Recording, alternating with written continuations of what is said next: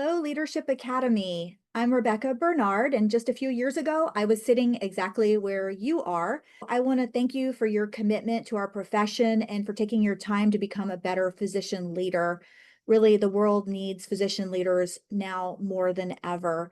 So I'm here at the request of Fiona to talk with you a little bit about my experience working with the media, including social media. I've had the privilege to write a number of articles and a couple of books, and now I host a podcast and a YouTube channel, and that has parlayed into a lot of opportunities, including being able to speak at the American Medical Association and all sorts of other amazing opportunities. And really, it all started with sending in a submission of an essay that I wrote to Kevin, MD. And from there, once it was published, it was so exciting to see my words in writing, to be able to share my thoughts and my concerns. I think I was talking at that time about opting out of Medicare because they had just announced MACRA and a lot of changes to how we were being paid. And it was something that I was really feeling upset about. One thing that I've learned is the more passionate I feel about something, I call it going on a rant, the better I write. And writing is something that I find very therapeutic. It kind of puts me in that flow state where time just goes by so quickly. So it's really awesome to be able to do something that's a hobby, but also be able to make an impact and share what I know and what other physicians tell me. And then I can share that with the public to help them be better informed and also hopefully to galvanize positive change in our healthcare system. A couple of tips that I have for you. First of all, you need to know that you do have something to share. You are an expert, even though sometimes we have a little bit of imposter syndrome. One of the ways to get over that is to write about other people, write about what others are doing. That's been very helpful for me because, you don't want to come off as arrogant or have people say, well, who is she to tell us all these things?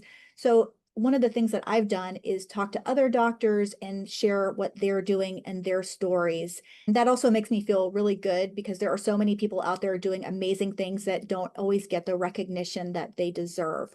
Secondly, don't be afraid of criticism. And that was really hard for me because, of course, I think we all have a little bit of sensitivities, especially when we're putting ourselves out there.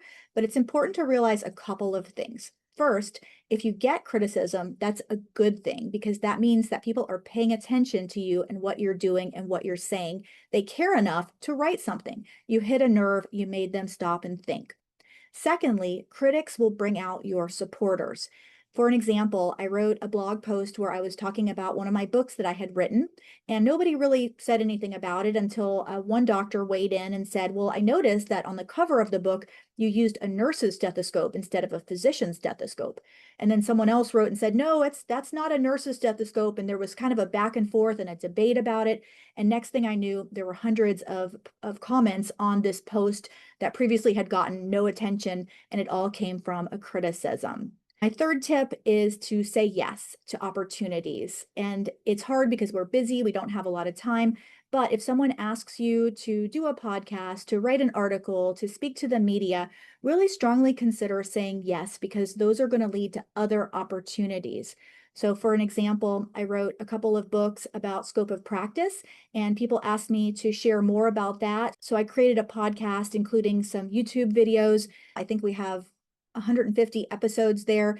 And then that translated into other groups and organizations asking me to talk with them. I've spoken at the American Medical Association. I've been interviewed on national news programs, and it all just started from simply writing a blog post.